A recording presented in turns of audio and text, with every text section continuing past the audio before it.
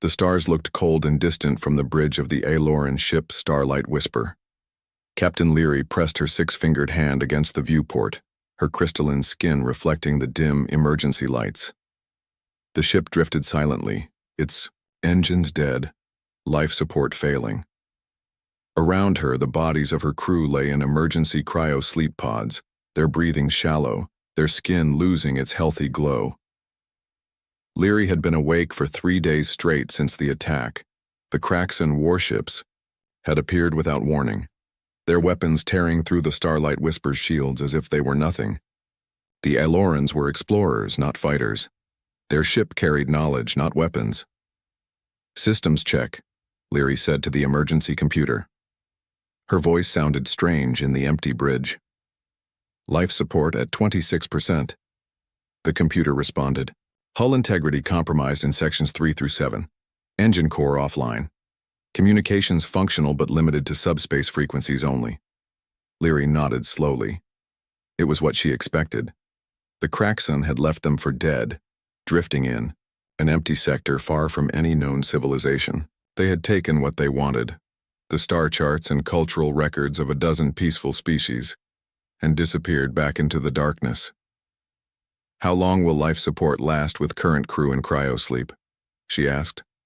"Approximately 8 months. At current consumption rates," the computer replied. "Not long enough to drift into any known territory. Not nearly long enough for rescue by her own people, who didn't even know where the Starlight Whisper had gone after departing the last outpost." Leary moved to the communication station, her legs unsteady after days without rest. There was one option left, though it felt like shouting into the void. She would send out a distress call on all frequencies, then join her crew in cryosleep. Perhaps, by some miracle, someone would hear them. "Computer, prepare a repeating distress signal with our coordinates and status," she ordered. "Broadcast on all available frequencies continuously until power reserves reach 5%. "Signal ready," the computer confirmed after a moment. "Message content?" Leary thought for a moment, then spoke clearly. "This is Captain Leary of the Aloran vessel Starlight Whisper. We have been attacked and left without power. 28 crew members in critical cryosleep. Our life support will fail in approximately 8 months. If anyone receives this message, please help us." She paused, then added, "We come in peace. We are scholars and explorers. Please help us." Message recorded. "Broadcasting now." The computer, said. Leary watched as the signal strength indicator pulsed weakly on the screen. The message would travel outward in all directions, growing fainter with distance. The chances of anyone hearing it, let alone responding, were almost non-existent. But almost was not the same as completely. "Computer, prepare cryosleep pod for..." "Captain," she said finally. "Set wake cycle for 1 day every 30 days to check ship status." "Cryosleep pod ready," the computer confirmed. "Warning. Repeated cryosleep cycles may cause neural damage over extended periods." "Noted," Leary said flatly. It hardly mattered now. She walked slowly through the dark corridors of her ship, past the cryosleep chambers where her crew rested in their fragile state between life and death. Her people, her responsibility. She had been their captain for 15 years, and now she might be the one to lead them to their end.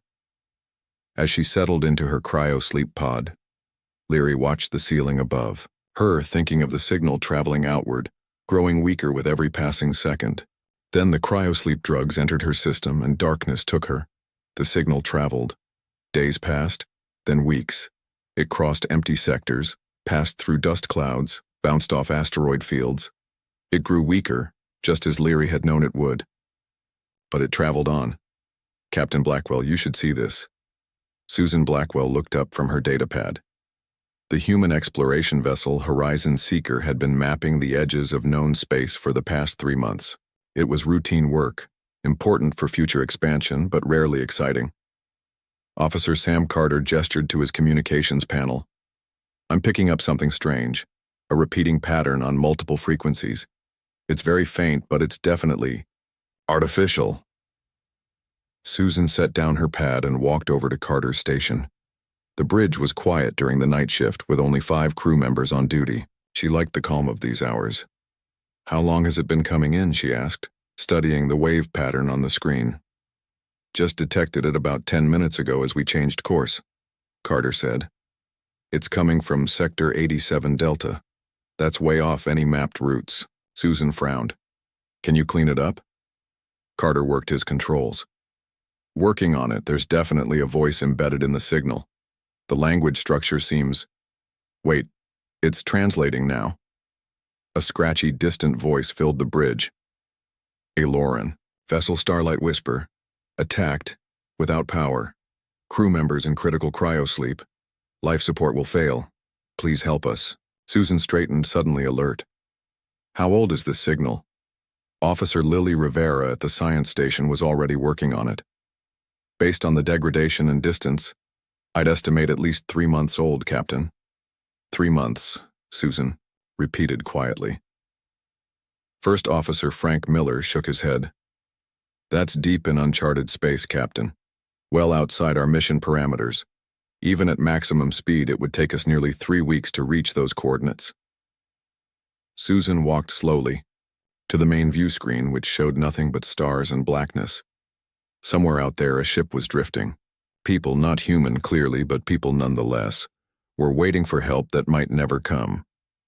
If this signal has been traveling for 3 months, she said, and they had 8 months of life support left when they sent it, they should have about 5 months remaining, Rivera finished. If nothing else has gone wrong. Susan turned to face her night crew. Plot a course to those coordinates, maximum speed. Alert the day shift that we've changed mission. I'll update Earth Command when we're underway. Miller stepped closer, lowering his voice. Captain, with all due respect, we have no idea what we're heading into. This could be anything. A trap, a ship full of hostiles, an unknown contagion. Or, it could be exactly what it sounds like, Susan replied. People who need help, with no one else to give it. She gestured to the vastness on the view screen. No one else is going to hear them out here, Frank. And we all know what it's like to be alone in the void. Miller hesitated, then nodded. I'll plot the course. Susan returned to her chair as the crew prepared for the course change. The Horizon Seeker adjusted its position, its engines powering up to full capacity.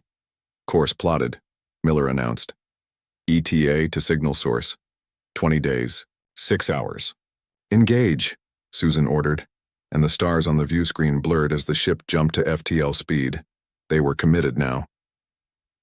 Somewhere in the darkness ahead, the Starlight Whisper waited, its crew suspended between life and death, not knowing that their call had been answered at last. The Horizon Seeker dropped out of FTL speed with a gentle shudder. On the bridge, Captain Susan Blackwell stood from her chair and approached the main view screen. The stars were clear again, no longer blurred streaks of light, and there in the center of the screen was their destination. Visual confirmation of the signal source, Officer Rivera announced. It matches the coordinates from the distress call. The alien ship hung in space, dark except for a few flickering lights along its hull.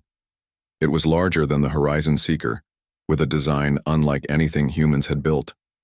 The ship's shape reminded Susan of a leaf, broad in the middle and tapered at both ends with what looked like branch-like structures extending from its sides. Life signs? Susan asked. Rivera studied her readings. Very faint, but present. Multiple signatures, all showing extremely low metabolic rates, consistent with some form of suspended animation. Any signs of damage? First Officer Miller asked. Extensive, Rivera replied. Hull breaches in multiple sections, though they appear to have been sealed internally. No engine output detected. They're running on emergency power only. Susan turned to her crew. Prepare a boarding team. I want Engineer Reyes, Dr. Nelson, and Officer Wilson for security. Full environmental suits until we can confirm safe atmosphere. Miller stepped closer to Susan. Captain, I should remind you that this is first contact with a previously unknown species. Protocol says we help those in need, Susan interrupted. We can worry about formal diplomatic procedures after. We've made sure they don't die. Their message said they were peaceful. Miller nodded reluctantly. I'll coordinate from the ship. Within 30 minutes, the boarding team was assembled in the launch bay. Alan Reyes checked his engineering kit one last time while Dr. Diane Nelson calibrated her medical scanner. Greg Wilson stood by the shuttle door, his hand resting on his sidearm. "Remember," Susan told them as they prepared to board the shuttle, "we're here to help, not to frighten them. Officer Wilson, weapon holstered unless there's a clear threat."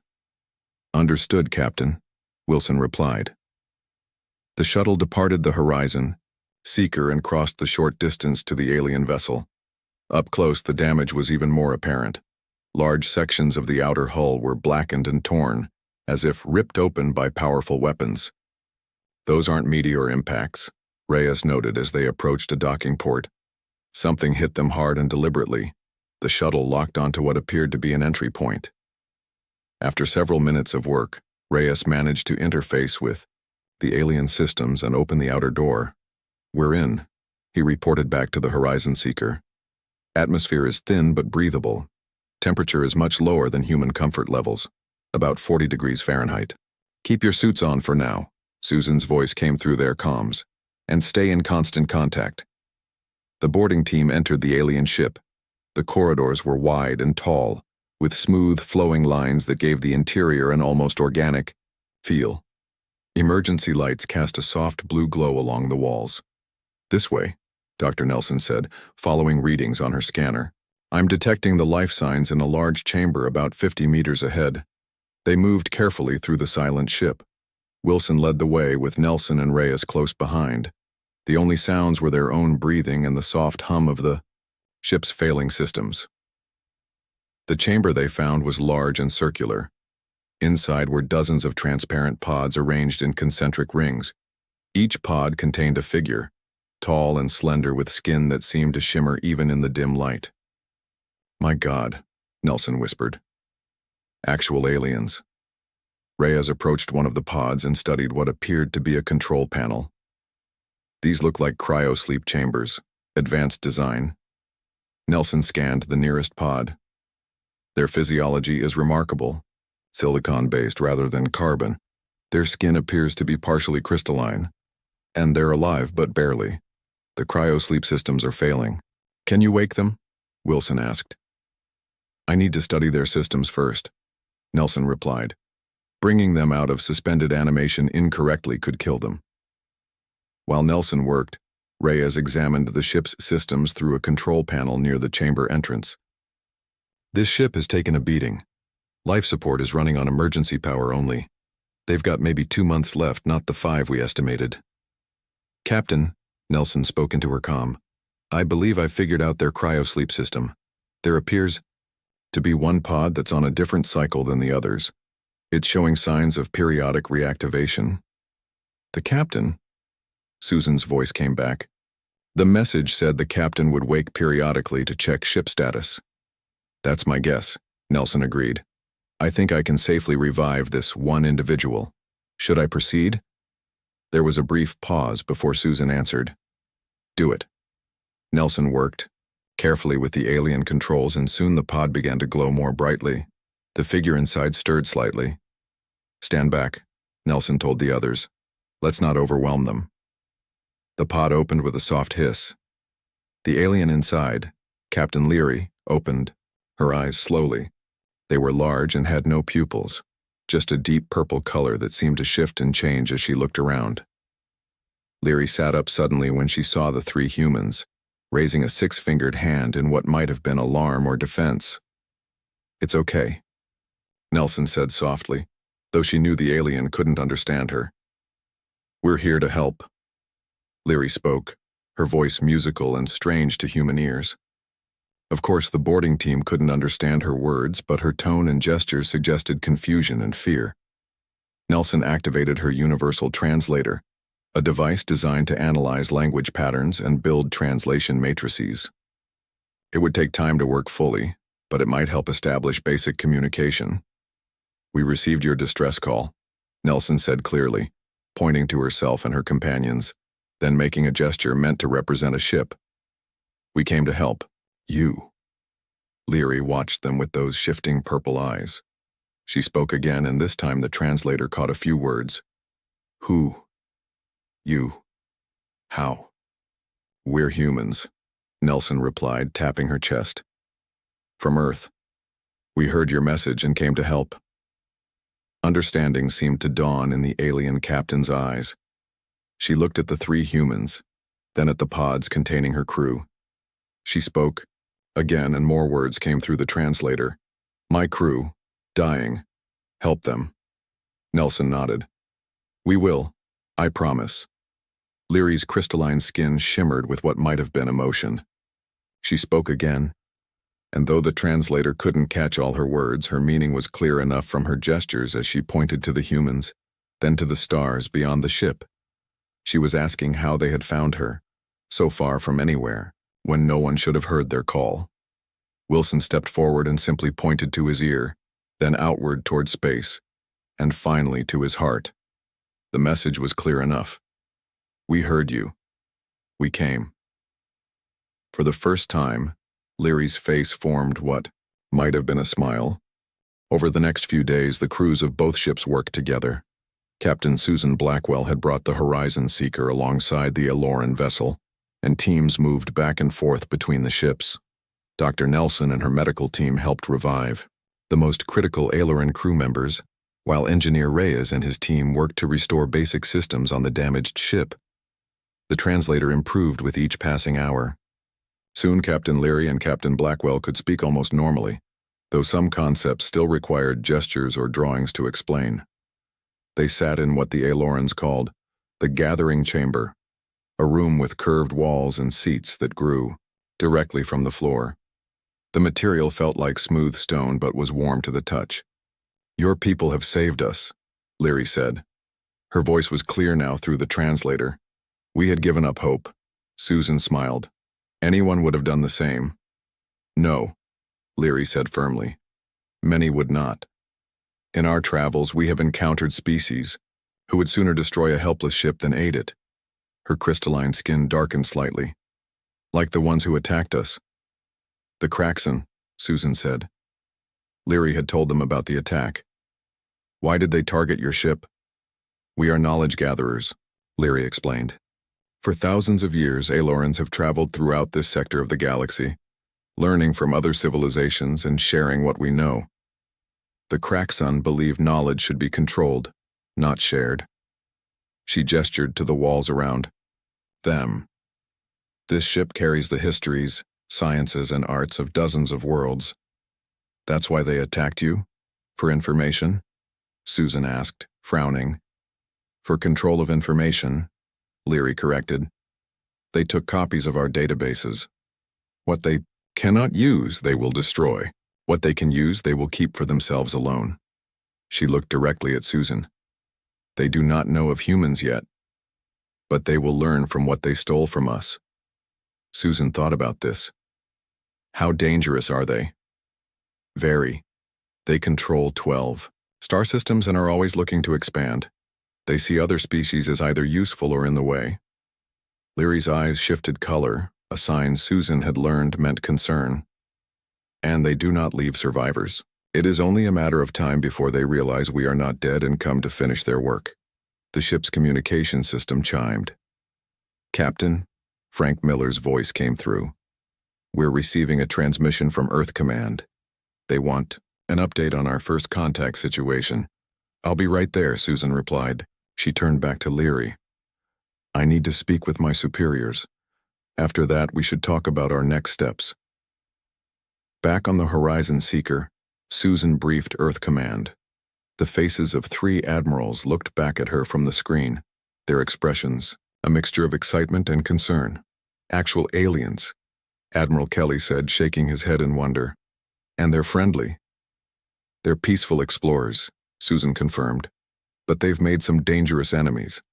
The Kraxan sound like a serious threat, especially if they decide to expand toward human space. Can the Aloran ship be repaired? Admiral Pierce asked. Susan sighed. Reyes says the main engines are beyond repair with our current resources. The best we can manage is partial power for life support and short FTL jumps. Not enough to get them home. Then bring them back to Earth, Admiral Kelly decided. We'll help them repair their ship and learn what we can about these Kraxan. There's a complication, Susan said. Captain Leary believes the Kraxon will come back to finish what they started. If we wait too long, we might have a fight on our hands. The admirals exchanged looks. The Horizon Seeker isn't a warship, Admiral Pierce reminded her. Your priority is to extract the Alorans and return to Earth space immediately. Understood, Susan replied, though she didn't like the idea of running. We'll begin preparations right away. After the call ended, Susan stared out the viewport at the Aloran ship. Its elegant design was marred by the damage it had suffered, like a beautiful building after a storm. Frank Miller stepped up beside her. Orders? We're taking them home, Susan said.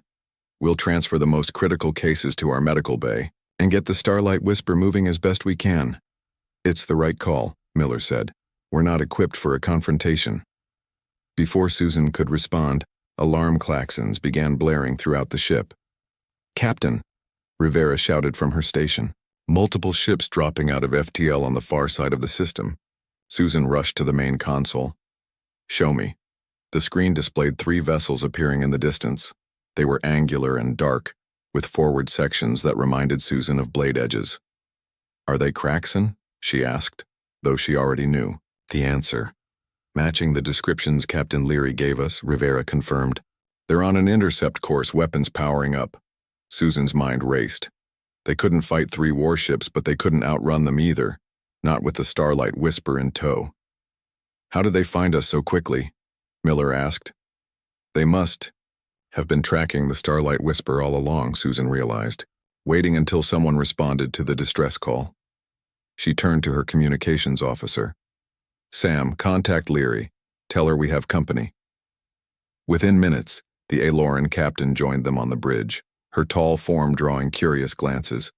From the crew. It's them, Leary said, her voice tight as she looked at the approaching ships. They're coming to destroy us and anyone who helps us. How much time do we have? Susan asked. An hour, maybe less, Rivera answered. They're moving fast. Susan looked at her crew, then at Leary. We need options. We can't outrun them with your ship, and we can't leave you behind. There is a way, Communications Officer Patricia Garcia spoke up from her station. Everyone turned to look at her. The Aloran database contains detailed information on Kraxon ships, right? Including their communication systems? Leary nodded. Yes, we have studied them extensively. Garcia smiled slightly. Then I might have an idea. It's risky, but it could buy us the time we need to escape. Susan gestured for her to continue. Let's hear it. The nebula, Garcia said, pointing to a cloudy mass on the star map. If we can reach it, we can hide there, and with the right modifications to our communications array, using Aloran technology, we might be able to confuse their sensors long enough to slip away. Leary's eyes brightened. Yes, that could work. Our ships use harmonic resonance to navigate dense regions. If we reverse the polarity and amplified the signal, we could create a false echo pattern, Garcia finished. Make it look like we're in multiple places at once. Susan looked at the approaching Kraxon ships. Then, at the nebula, it was their best chance. Prepare both ships for immediate departure, she ordered, and get those modifications started right away. She turned to Miller. Frank, I want everyone on alert. This is going to be close. As the crew rushed to their stations, Susan and Leary shared a look of determination. Human and Aloran united against a common threat. The chase had begun. The Horizon Seeker and the damaged Aloran vessel. Starlight Whisper limped toward the nebula. Engineer Reyes had managed to restore partial power to the alien ship's engines, but they couldn't move fast. The Kraxon warships gained on them with each passing minute. Status report, Susan demanded, gripping the arms of her captain's chair. Nebula boundary in 18 minutes, Miller reported. The Kraxon will intercept us in 22. Susan nodded. Too close, we need more speed. She opened a channel to the Starlight Whisper. Leary, can your ship handle more power to the engines? The Aloran captain's voice came through clearly. Not for long, but yes, for a short burst. Good. On my mark, divert all non-essential power to engines. Susan turned to her own engineering station. Same for us. Shut down everything we don't absolutely need. The ships continued their desperate race toward the glowing clouds of the nebula. On the Horizon Seekers Bridge, Officer Garcia worked with an Aloran communications specialist named Tael to modify their systems according to their plan. The modifications are almost complete, Garcia reported, but we'll need at least 10 minutes inside the nebula to finish calibrating. Then, we'd better get there, Susan said grimly. All hands prepare for emergency acceleration, Mark. Both ships surged forward as their engines flared brighter. Warning lights flashed on several control panels as systems strained beyond their normal limits. The lead Kraxan ship is charging weapons, Rivera warned. Evasive pattern Delta, Susan ordered. Keep the Starlight Whisper in our shadow as much as possible. The Horizon Seeker began to weave slightly, making it harder for the Kraxan to get a clean shot. The human ship was smaller and more maneuverable than the Aloran vessel, and Susan was using that to their advantage. A bright energy beam lanced past them, missing by mere meters. They're within firing range, Miller said unnecessarily. Nebula, boundary in 3 minutes, Rivera countered. Another shot came closer this time. The Horizon Seeker shuddered as the energy beam grazed their rear shields. Shields at 60%, an officer reported. Almost there, Susan said, her eyes fixed on the view screen. The nebula filled their view now, a swirling mass of purple and blue gases that might be their only hope. A direct hit rocked the Starlight Whisper. Alarms blared as Susan watched a section of the Aloran ship's hull breach and then seal itself. Leary, status, Susan called over the comm. We are holding, came the strained reply. 2 more injured, but we can make it. With a final surge of speed, both ships plunged into the nebula. The gases swirled around them, cutting visibility dramatically but also shielding them from the Kraxan sensors. Power down to minimum, Susan ordered. Passive sensors only. The lights dimmed on the bridge as the ship went into stealth mode. Outside, the Kraxan ships hovered at the edge of the nebula. They're not following us in, Rivera observed.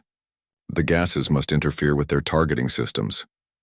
They don't need to follow, Leary said as she was escorted onto the human bridge by Officer Wilson. They will wait. They are patient hunters. Susan nodded to the Aloran captain. Then, we'd better make good use of this time. Officer Garcia, status on the modifications? Working with Tael now, Garcia replied. The nebula actually helps us. Its natural radiation patterns will amplify our false signals. How long? Susan asked.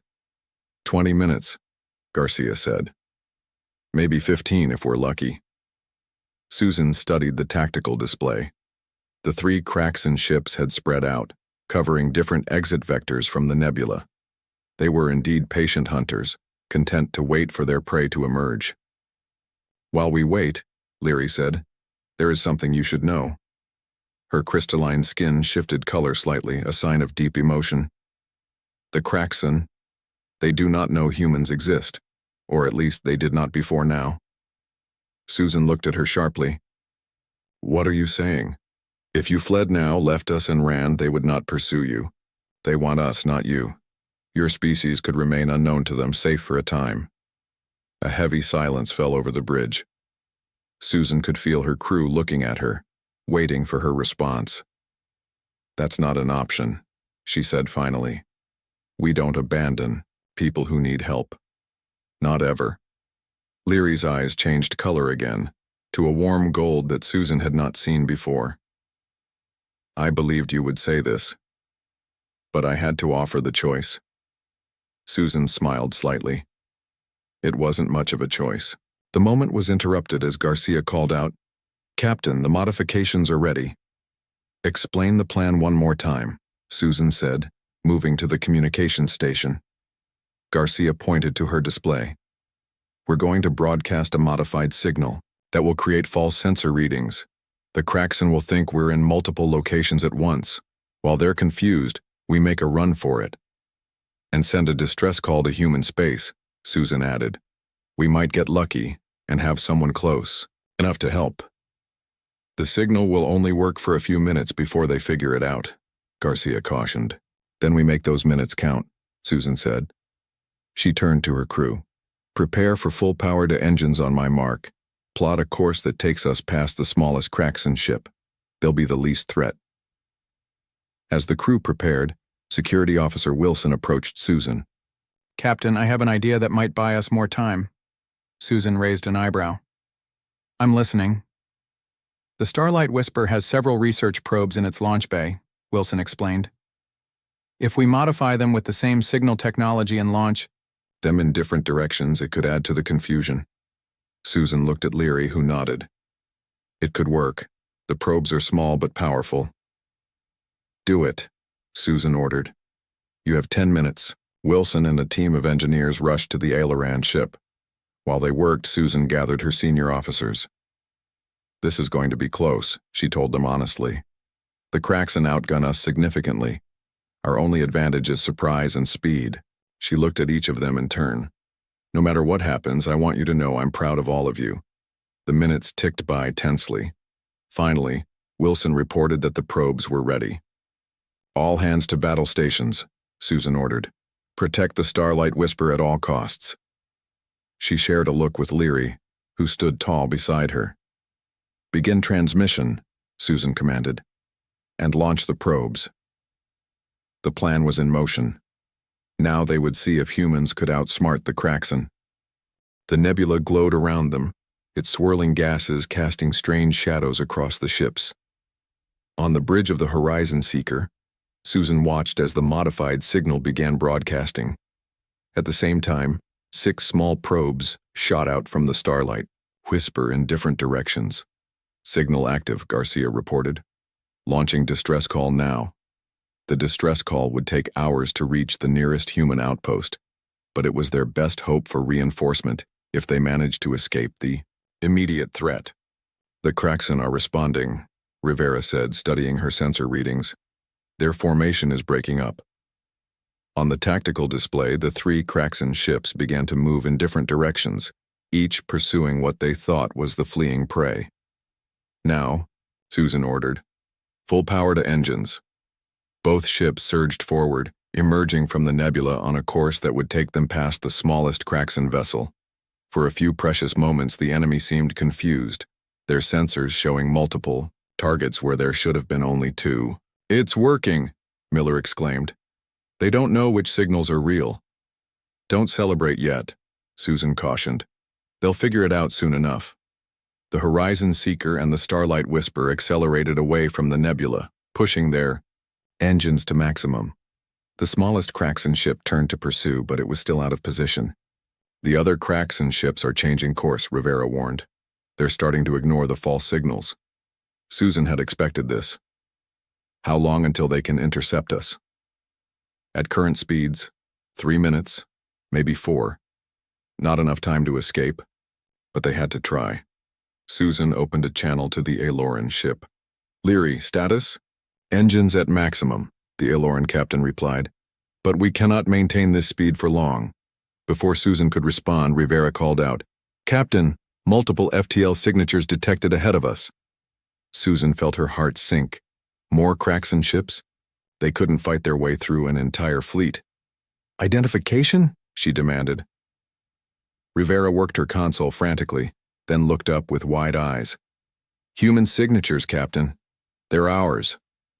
The view screen showed several ships dropping. Out of FTL ahead of them, Susan recognized the shapes immediately. Mining vessels, research ships, and even a few outdated military cruisers. This is Captain Jack Harris of the Northern Star, a new voice came over the comm. Heard you folks could use some help. Susan almost laughed with relief. Captain Harris, your timing is perfect. We have 3 Kraxen warships in pursuit, and a damaged Aileron vessel under our protection. Aileron? Never heard of them, Harris replied. But if they're friends of yours, they're friends of ours. We picked up your distress call and gathered everyone in the sector. There's 8 of us total. The human ships formed a protective screen between the fleeing vessels and the oncoming Kraxen. None of them were purpose-built warships, but together they presented a formidable barrier. The Kraxen ships slowed their approach, clearly surprised by the unexpected resistance. They're hailing us, Garcia reported. Put them through. Susan ordered. A harsh voice filled the bridge, speaking through what must be their own translation system. This is Commander Vex of the Kraxan Imperium. You harbor fugitives. Surrender them immediately or face destruction. Susan stood tall.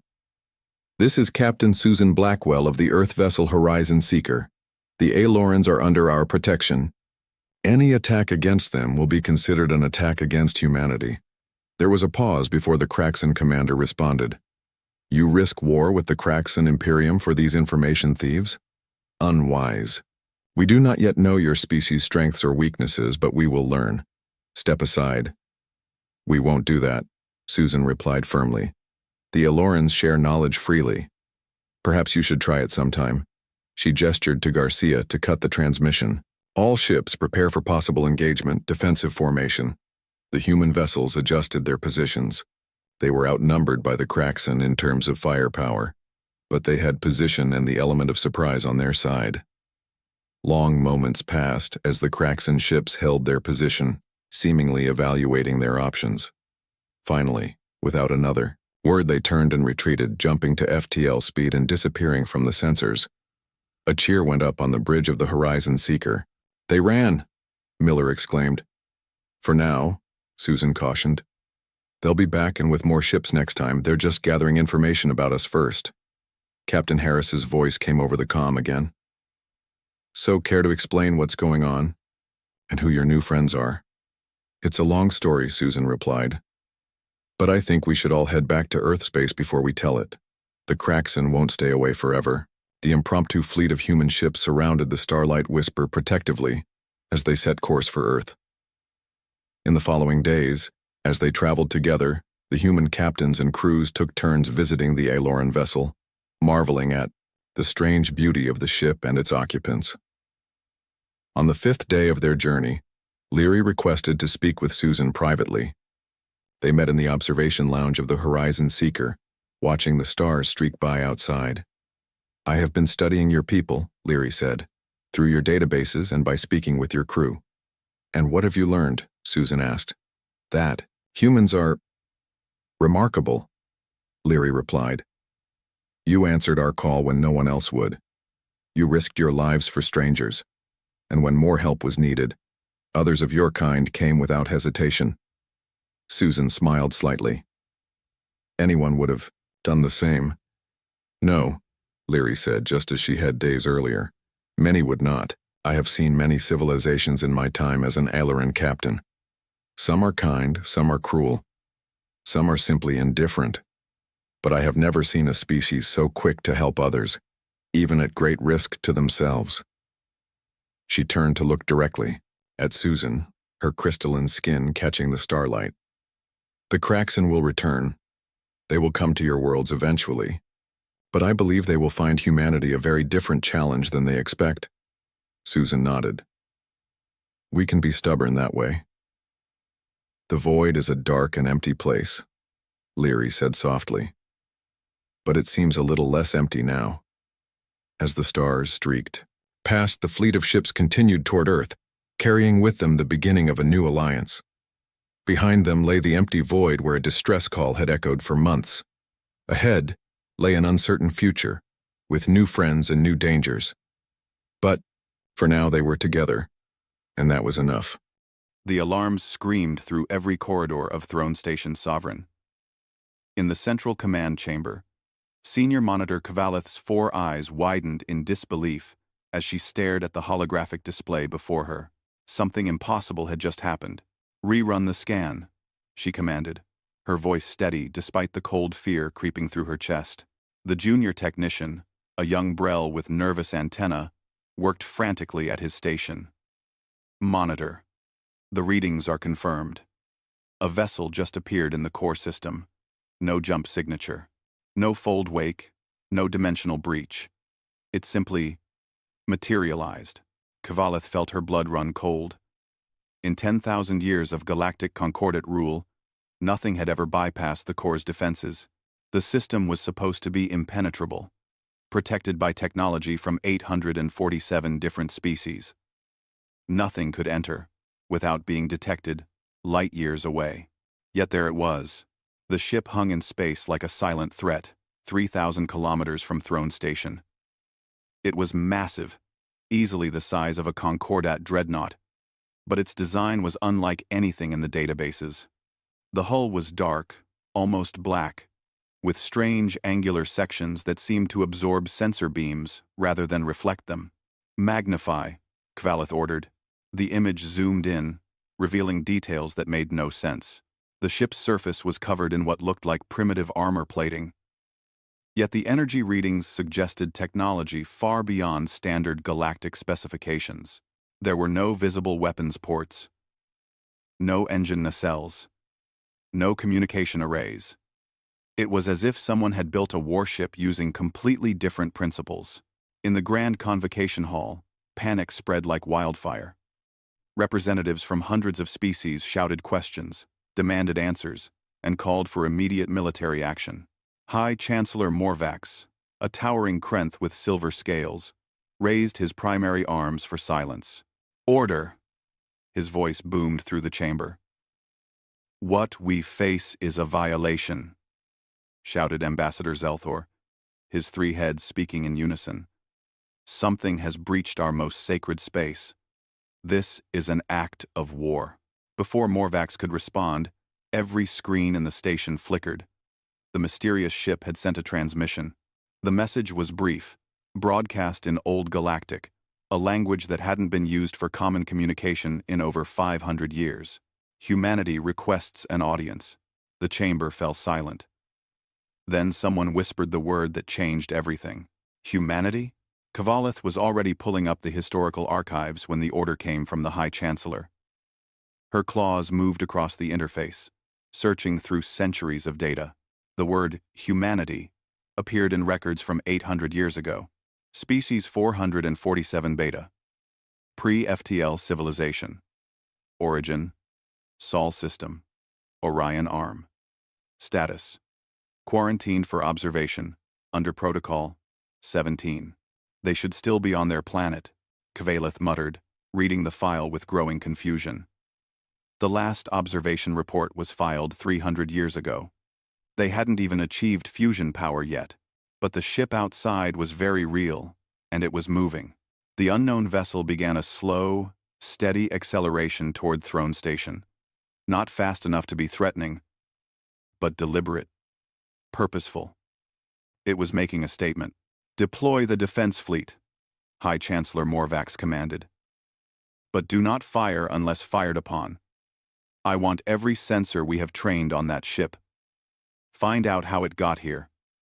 Within minutes, 50 Concordat warships surrounded the mysterious vessel. They were the pride of galactic civilization, equipped with weapons that could crack planets and shields that could withstand supernovas. Yet as they took up positions around the dark ship, Kvalith noticed something that made her hands tremble. The human ship didn't react to their presence at all. No shield activation. No weapons charging. It simply continued its approach, as if the entire Concordat fleet was irrelevant. "Chancellor," called out one of the fleet commanders over the communication channel. "Our targeting systems can't get a lock. The ship is doing something to our sensors. It's not jamming them. It's just... we can't focus on it properly." Kvalith watched as her own instruments showed the same problem. The ship was clearly visible, yet somehow elusive, like trying to focus on something at the edge of your vision that disappeared when you looked directly at it. "This is impossible," she whispered. "This is all impossible." The ship came to a stop exactly 100 kilometers from Throne Station's main docking platform. It rotated slowly, presenting what appeared to be a docking port. Then, it went completely silent, waiting. High Chancellor Morvax stood in the Grand Convocation Hall, staring at the image of the ship on the main display. Every representative was looking to him for guidance, the most powerful political body in the galaxy, and they were all terrified of a single ship from a species they had dismissed as primitives. "Send a communication," Morvax finally said. Tell them their request for an audience is granted, but they will explain how they got here and what they want." As the message was sent, Kvalith continued searching through the old files about humanity. Something was very wrong with the records. The observation protocols had been clear. Passive monitoring only. But as she dug deeper, she found something that made her feel sick. Hidden in the classified sections were deployment records, weapon satellites, autonomous defense platforms, placed around the human home system 800 years ago. Monitor Kvalith. A voice interrupted her thoughts. The human ship is responding. They're sending over a shuttle. With one occupant. Kvalith looked up at the screen, watching as a small craft detached from the massive warship. One human, coming to face the entire Galactic Concordat alone. What kind of species does that? Someone whispered behind her. As the shuttle approached, Kvalith realized they were about to find out, and she had a terrible feeling that the galaxy was about to change forever. The age of the Concordat's absolute rule was over.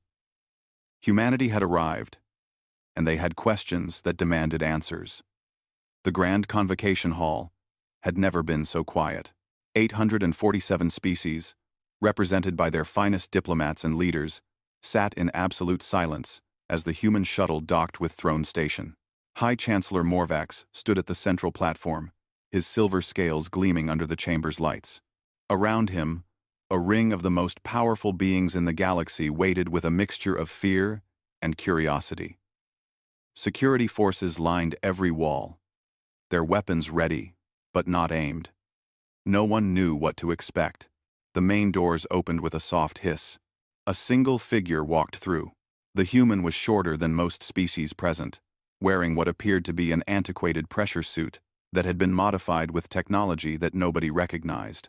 The helmet retracted, revealing a face that looked remarkably similar to several dozen other species in the galaxy. 2 eyes, 1 nose, 1 mouth. But there was something different in those eyes, something that made even the most battle-hardened warriors in the room feel uncomfortable. The human looked like someone who had seen war and chosen to walk away from it. I am Admiral Chen Wei of the Human Expeditionary Fleet, the figure said in perfect modern, galactic standard. Her voice was calm, measured, and carried throughout the massive chamber without any need for amplification. I speak for the people of Earth and the colonies of humanity. Colonies? Ambassador Zelthor's 3 heads spoke in unison. Your species was pre-FTL. You should not even have left your planet.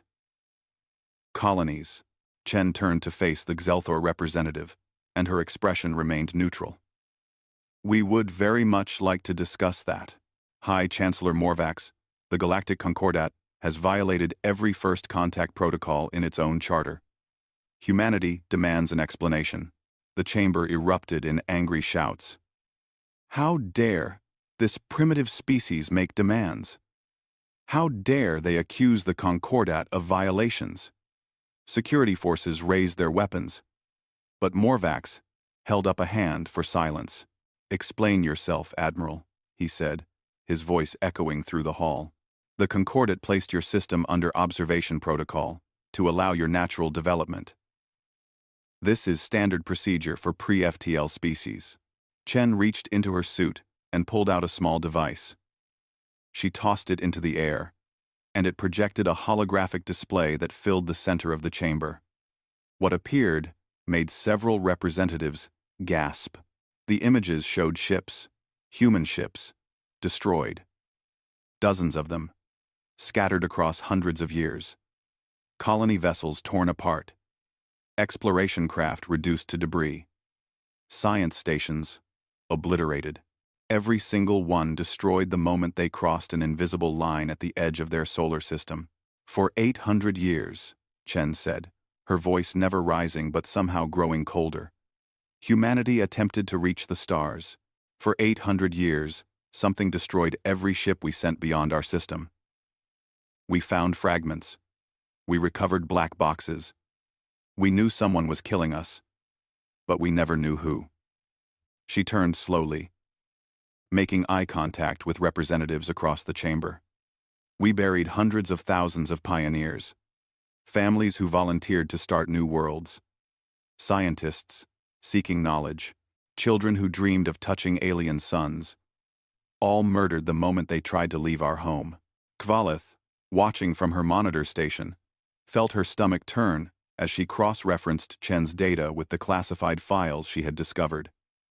Every destroyed ship matched a weapons platform activation. The observation protocol had not been passive at all.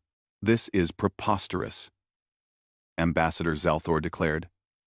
"The observation protocols are strictly non-interference." "Then explain this," Chen said, and the hologram changed. It showed a weapon satellite. Concordate technology, concordate energy signatures, concordate authorization codes. And at the bottom of the deployment order, 7 species had signed the authorization. 7 founding members of the Concordate. The hall descended into chaos. "We did not know," someone shouted. "The protocols were supposed to be passive." "Who authorized this?" another voice demanded. Chen waited for the noise to die down before continuing. "Humanity spent 8 centuries behind an invisible prison wall. We could see the stars, but we could not reach them. We had no idea who you were. We only knew that something out there wanted us contained." She deactivated the hologram and looked directly at Morvax. "We assumed the galaxy was hostile. We prepared for war. Every generation worked to develop technology that could defeat an enemy we had never seen. We built weapons. We created defenses. We prepared for the day when we would break through that barrier and face whatever was keeping us locked away. And you broke through," Morvax said quietly. "How?" Chen smiled, but there was no warmth in it.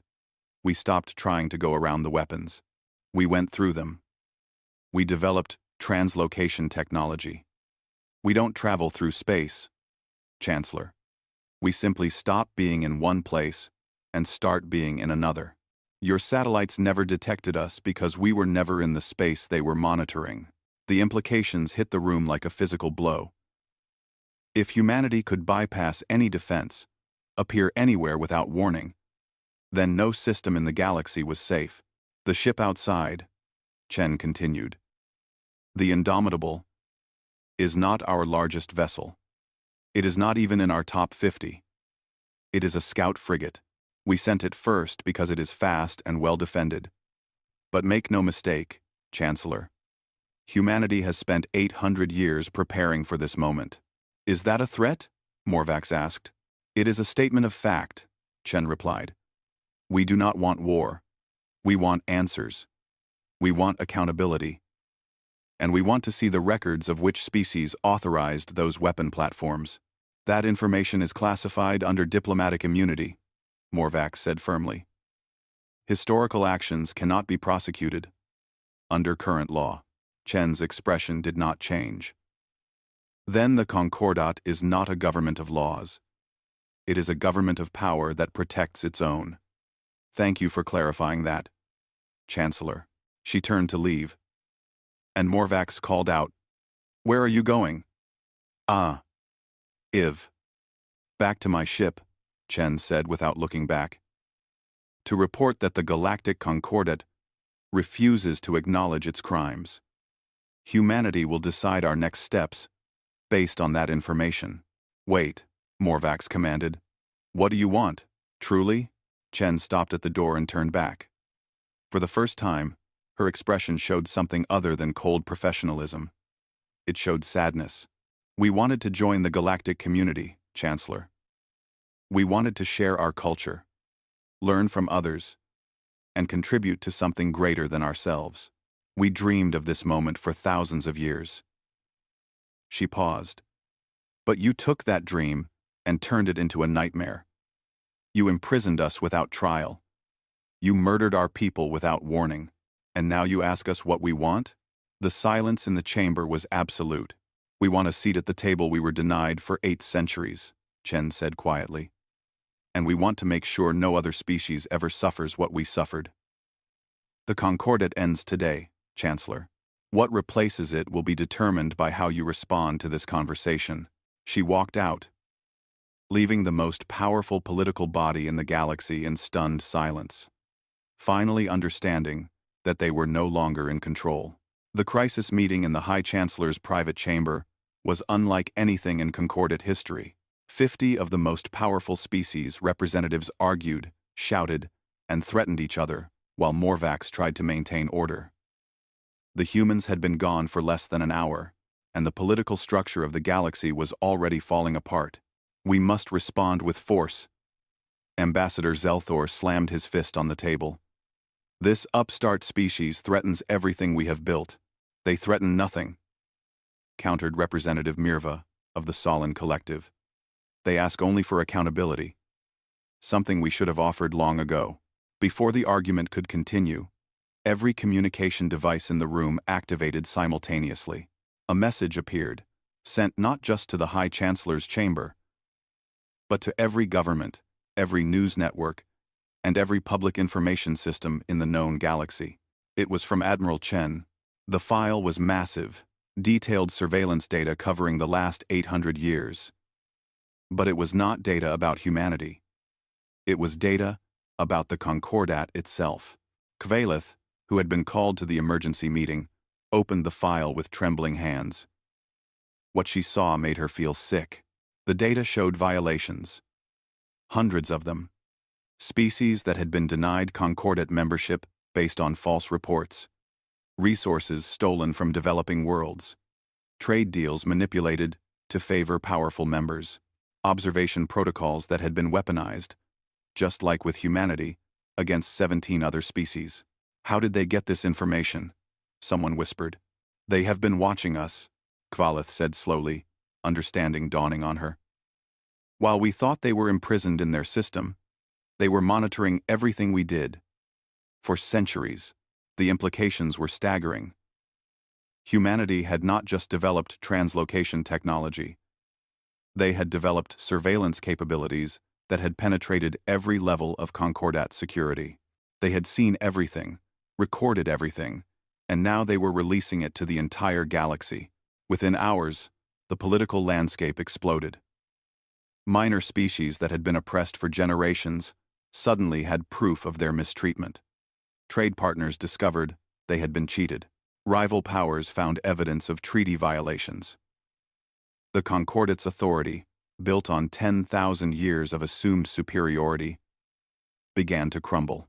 And then the humans showed their true strength. Reports came in from across the galaxy. Human ships were appearing in dozens of systems. Not through jump gates. Not through fold space.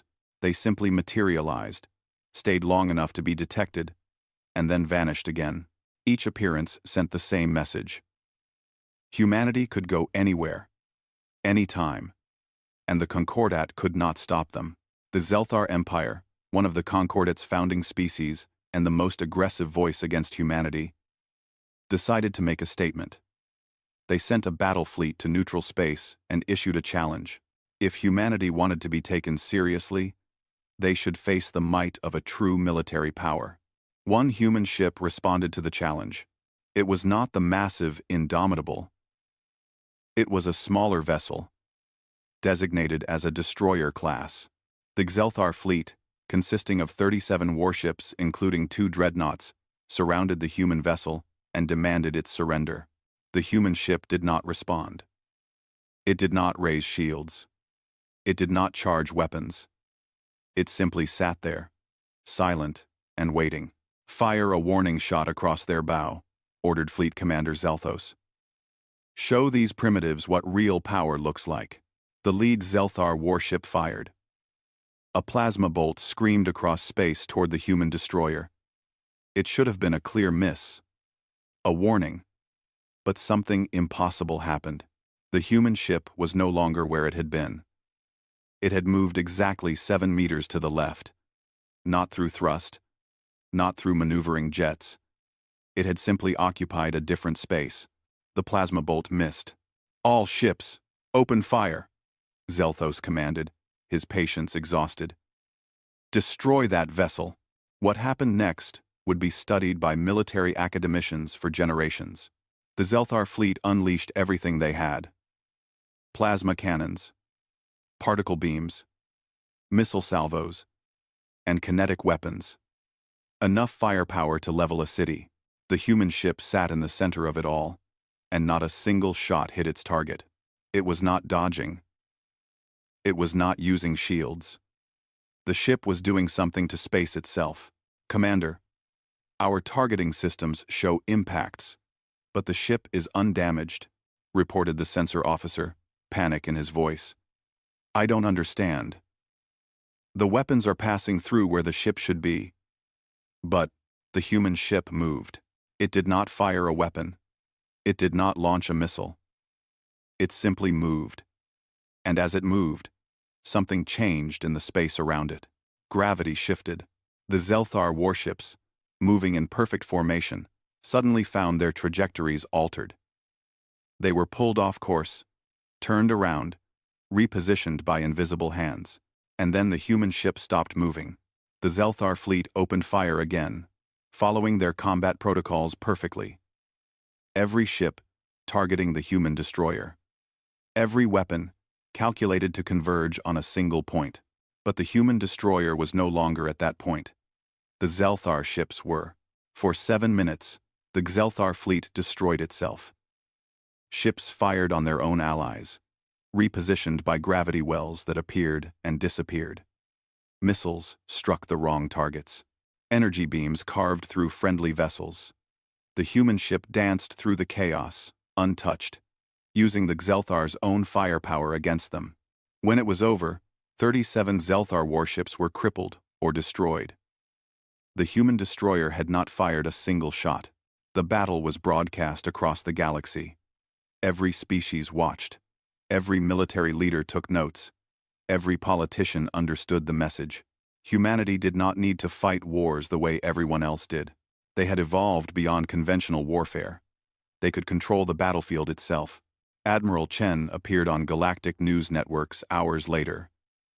She stood on the bridge of the Indomitable, calm and professional. The Galactic Concordat has ruled for 10,000 years through military superiority, she said. You have maintained order through the threat of force. You have crushed dissent with overwhelming power. This is not governance. This is tyranny.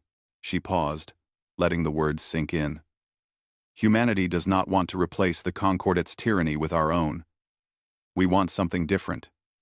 We want accountability. We want democracy. We want every species to have a voice, not just the powerful. Behind her, the view screen showed more human ships appearing throughout the galaxy. Hundreds of them. Thousands. Each one capable of the same impossible movements. The same reality-bending technology. We are giving the Concordat 1 standard week to respond, Chen continued. Disband the current power structure. Establish a true democratic federation where every species has equal representation, or face the consequences. Chen Xiaofen, end quote. Is that a declaration of war? A reporter asked. Chen smiled sadly. No. It is an offer of peace. We are showing you what we are capable of, so that you understand we do not need war to win. We are offering you a choice. Evolve with us, or be left behind. The transmission ended. In the High Chancellor's chamber, Morvax stared at the blank screen. Around him, his advisors argued about military options, diplomatic solutions, and alliance formations. But Morvax knew the truth. The Concordat had already lost, not through battle, but through obsolescence. Humanity had shown that everything the Concordat had built its power on was meaningless against technology that operated on different principles. Chancellor, Kvalith spoke up quietly.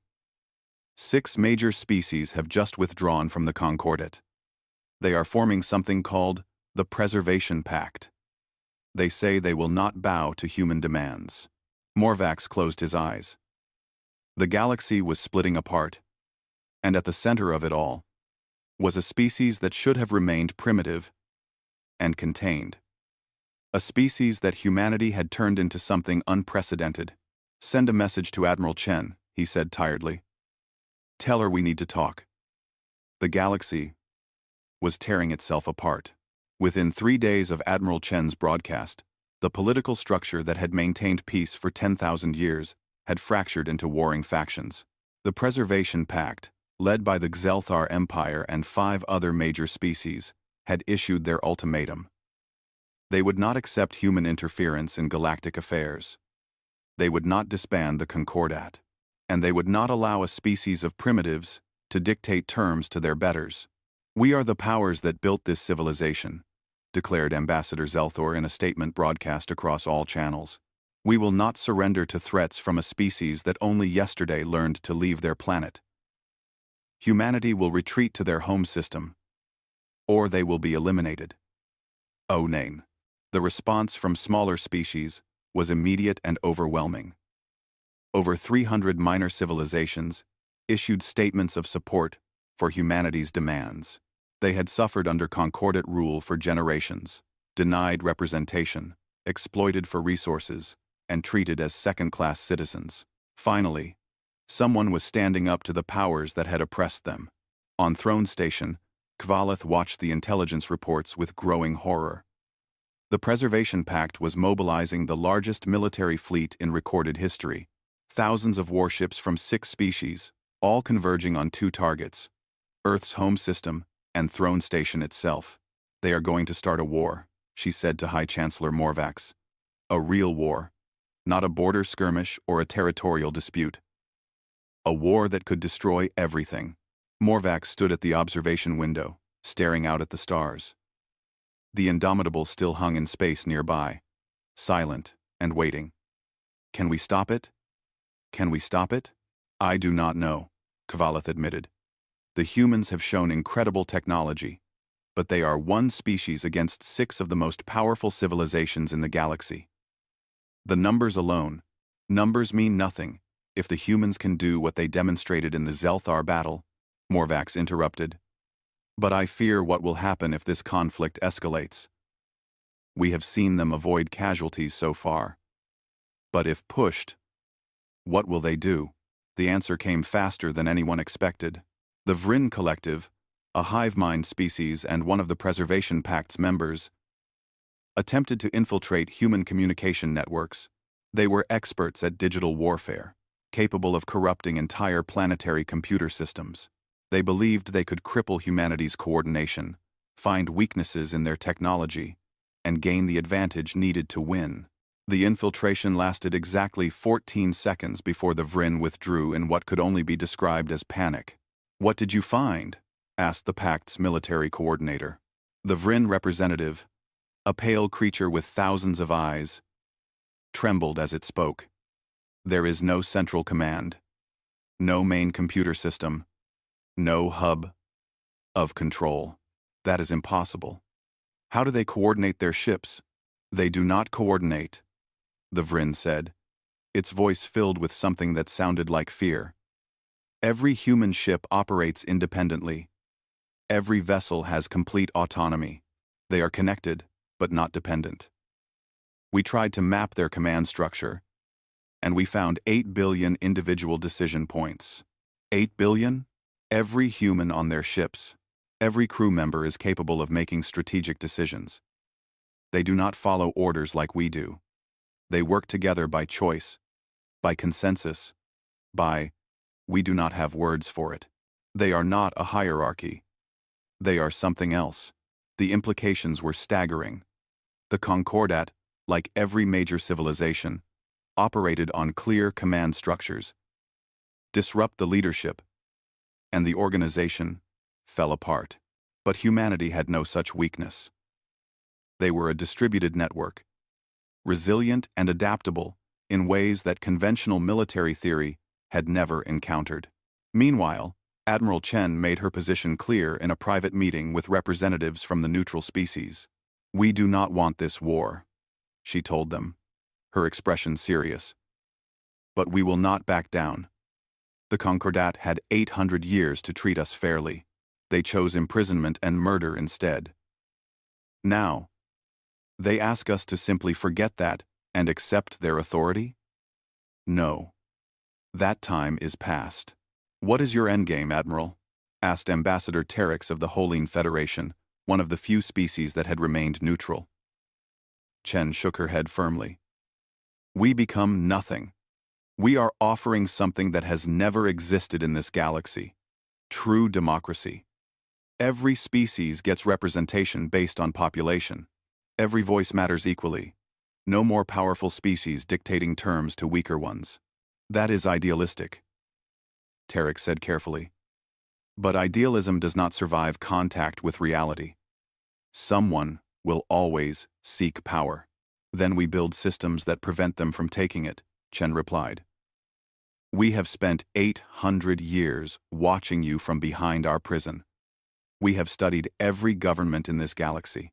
We know what works and what fails. We are offering you something better. The meeting was interrupted by urgent news. The Preservation Pact fleet had begun its attack. 2,000 warships split into two groups. One group headed for Earth's system, intent on destroying humanity's homeworld and ending the threat at its source. The other group moved toward Throne Station, determined to secure the symbolic center of galactic power. Kvalith watched the tactical displays with dread. The Pact fleet was massive, disciplined, and equipped with the best weapons in the galaxy. Against them, sensors detected only a few dozen human ships moving to intercept. It is not enough, she whispered. They cannot stop this. But as the fleets closed to weapons range, something became clear. The humans were not trying to stop the attack through conventional means. At Earth's system, the Pact fleet arrived expecting to find planets, stations, and defensive installations. Instead, they found something that made their sensors overload with disbelief. The entire solar system had been converted into a fortress. Planets had been disassembled. Asteroids had been restructured. The raw material of 8 worlds had been transformed into a network of shipyards, manufacturing stations, and defensive platforms that spanned billions of kilometers. This is not possible, breathed the Pact's fleet commander. This would take millions of years, unless they have technology we cannot comprehend, his tactical officer replied. Sir, the energy readings from those stations. They are building ships. Right now, in real time. As the Pact fleet watched, human vessels assembled themselves from raw materials. Construction swarms, too small for sensors to track individually but numbering in the billions, worked in perfect coordination. A destroyer took shape in minutes, a cruiser in an hour. They were not building ships in the traditional sense. They were growing them. At Throne Station, the second Pact fleet faced a different surprise. As they moved to attack positions, they found themselves unable to target anything. Human ships swarmed around them, but they were not attacking. They were deploying something. Microscopic drones. Kvalith reported, watching the sensor data in amazement. Billions of them. They are landing on every Pact ship. Weapons? Morvax asked. No, sir. They are interfacing with the ship's systems, disabling weapons without destroying them, shutting down engines without causing explosions. The Pact fleet is being deactivated. Within an hour, the Battle of Throne Station was over. 2,000 warships floated dead in space, their crews unharmed, but their vessels completely disabled. Not a single shot had been fired. Not a single casualty reported. Admiral Chen appeared on every view screen in the disabled fleet. Your crews are safe. Your ships will be returned to you, unarmed, after this conflict is resolved. You came here to start a war. We are showing you that war with humanity is not something you can win. She paused, her expression somber. But more importantly, it is not something we want. We could have destroyed you. We chose not to. Because we meant what we said. We are not here to become conquerors. We are here to end the age of conquest. In the High Chancellor's chamber, Morvax made his decision. Send a message to all Concordat members. Emergency session. We are disbanding the old structure and creating something new. The Preservation Pact will not accept this, warned one advisor. The Preservation Pact no longer has a choice, Morvax replied, watching the human ships outside his window.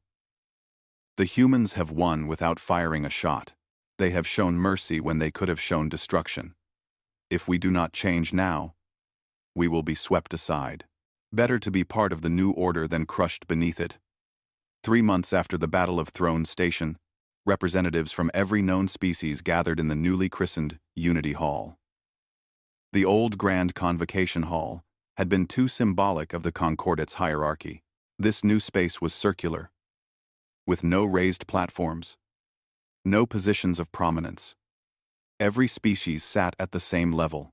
Kvalith, who had been appointed as one of the transition coordinators, watched as the final votes were tallied. The Galactic Federation Charter was being ratified. True democratic representation for all species. Equal voting rights. Transparent governance. Everything the Concordate had never been. The vote was not unanimous. The Preservation Pact species, their fleets returned but their pride wounded, voted against the charter. But they were outnumbered by the hundreds of smaller species who finally had a voice. The motion passes, announced High Chancellor Morvax, who had agreed to serve as interim coordinator until proper elections could be held. The Galactic Concordat is officially dissolved. The Galactic Federation is now in session. The chamber erupted in cheers from some species and sullen silence from others. But no one walked out. No one declared war. Because everyone had seen what humanity was capable of, and no one wanted to face that power again. Admiral Chen sat in the human delegation area, watching the proceedings with a quiet satisfaction. Next to her sat Captain Rodriguez of the Indomitable and Dr. Sarah Kim, humanity's chief diplomat. They had done it. They had changed the galaxy without becoming monsters. Later that evening, Chen stood alone in a private observation room, looking out at Earth in the distance. She had not been home in 2 years. The weight of representing her entire species had been crushing at times. Admiral Chen, a voice interrupted her thoughts. She turned to find High Chancellor Morvax entering the room. The tall Krenth looked older than he had 3 months ago. The stress of overseeing the galaxy's transformation had taken its toll. Chancellor, Chen nodded respectfully. The ratification went well. Thanks to your restraint, Morvax said, moving to stand beside her at the window. I have been meaning to speak with you privately, about something that has troubled me since the day your ship arrived. Chen waited, sensing the importance of whatever he wanted to say. When your ship appeared out of nowhere, my first thought was that we faced an invasion, Morvax continued. But as I learned more about your technology, I realized something. You could have arrived much earlier. Your translocation technology, your construction capabilities, your surveillance networks. These things take time to develop and deploy. Chen said nothing, but her expression confirmed his suspicions. How long? Morvax asked quietly. How long have you been able to reach the stars? Chen was silent for a long moment. Then she spoke, her voice barely above a whisper. 237 years. Morvax felt his blood run cold.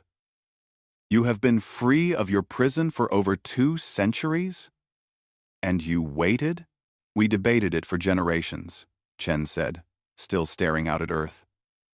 When we first broke through the barrier and learned the truth about the Concordate, there was rage, calls for revenge, demands for justice. We could have struck then, caught you unprepared, and torn down everything you had built. Why did you not? Chen turned to face him directly. Because we looked at ourselves and saw what we were becoming, a species united by hatred, defined by our desire for vengeance. We were turning into exactly the kind of civilization that would imprison others out of fear. She walked to a chair and sat down, the weight of centuries on her shoulders. So we made a choice. We would wait. We would watch. We would continue to develop, not just our technology but our philosophy. We asked ourselves, what kind of species do we want to be? Conquerors? Liberators? Tyrants? Victims? And you chose to be patient, Morvax said, understanding dawning. We chose to be ready, Chen corrected. Ready to not become you. Ready to offer something better, instead of just tearing down what existed. We waited until we were certain that we could look at your warships and feel pity instead of rage. Morvax sat down across from her, stunned. Your entire civilization waited 2 centuries to ensure you would not become monsters.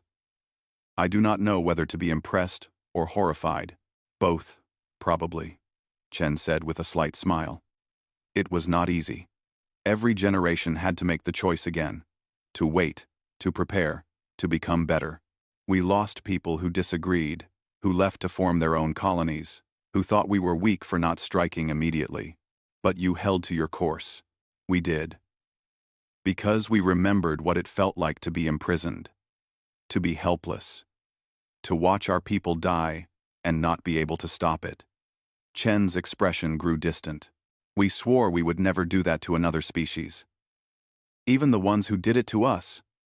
We. Morvax was quiet for a long time.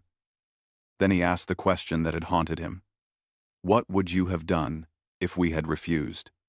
If we had chosen to fight to the end? Chen met his eyes. We would have disabled your ships, as we did with the Preservation Pact. We would have dismantled your weapons. We would have forced change without causing casualties. And if that proved impossible, if you truly gave us no choice but total war, she paused, we would have left, taken our people, and gone to another galaxy, started over somewhere else. You would have abandoned the fight rather than become conquerors? Yes, Chen said simply. Because if we won through genocide, we would have proven that the Concordat was right to fear us. Better to leave and let you destroy yourselves than to become the very thing we fought against. Morvax felt something shift in his understanding of the universe. Your species is either the wisest I have ever encountered, or the most foolish. Time will tell, Chen said. We are not perfect, Chancellor. We have our own problems, our own conflicts, our own mistakes. But we learned something during those 800 years of imprisonment. We learned that the true measure of a civilization is not how it treats its equals, but how it treats those weaker than itself. She stood up, preparing to leave. The Concordat treated weak species as resources to be exploited. The Federation will treat them as partners to be respected. That is the difference we are offering. That is why we waited so long to be ready. One more question, Morvax said as she reached the door. Your technology.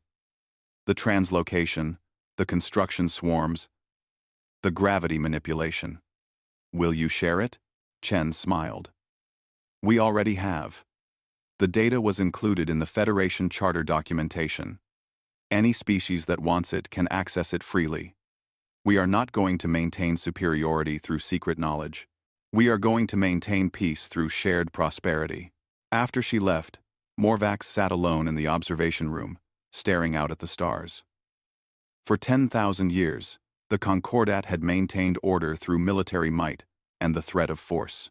In 3 months, humanity had shown that there was another way. They had won not through conquest, but through demonstrating that they were strong enough to choose mercy. They had changed the galaxy not by destroying the old order, but by offering something better. 6 months later, the weapon satellites that had imprisoned humanity for 800 years were collected and brought to Earth orbit. Under humanity's guidance, they were dismantled and converted into a memorial station. It was called the Museum of Patience, and it told the story of humanity's long wait. The final exhibit was a simple plaque with words in both Old Galactic and human languages. Lest we forget what fear can build and what hope can transform. Visitors from across the galaxy came to see it, to understand, to learn. Because humanity's story was no longer just about their struggle, it was about what the galaxy could become when species chose cooperation over domination. The former members of the Preservation Pact, their military power diminished but their people unharmed, slowly began to participate in the Federation. It was humiliating for them at first to take guidance from a species they had dismissed as primitives. But as the years passed, even they began to see the benefits of the new order. Trade flourished, scientific cooperation accelerated, minor species that had been oppressed for millennia began to thrive. And at the center of it all was a simple principle that humanity had learned through suffering. Those who have the power to dominate others have an even greater responsibility to choose not to. Admiral Chen retired 2 years after the Federation's founding. She returned to Earth, to a small house by an ocean, and lived quietly for the rest of her days. She never gave interviews, never wrote a memoir, never sought glory for what she had accomplished. When asked why, she simply said, "We did what needed to be done, nothing more." But the galaxy remembered, because humanity had taught them something that 10,000 years of concordate rule had never shown them. True strength is knowing when not to use power. True wisdom is choosing mercy over vengeance. And true leadership is lifting others up, rather than keeping them down. The age of the Concordat had ended. The age of the Federation had begun, and it had all started with a single human warship that emerged out of nowhere, carrying not weapons of destruction, but an offer of something better. The Galactic throne had been caught off guard, not by humanity's military might, but by their moral courage. And in being caught off guard, they had been given a chance to become something greater than they had ever been before. Some took that chance, others resisted, but none could deny that the galaxy had changed forever. And it had changed because one species had the wisdom to wait, the strength to choose peace, and the courage to demand something better than what had always been. Humanity had arrived, and they had shown the galaxy what it truly meant to be civilized.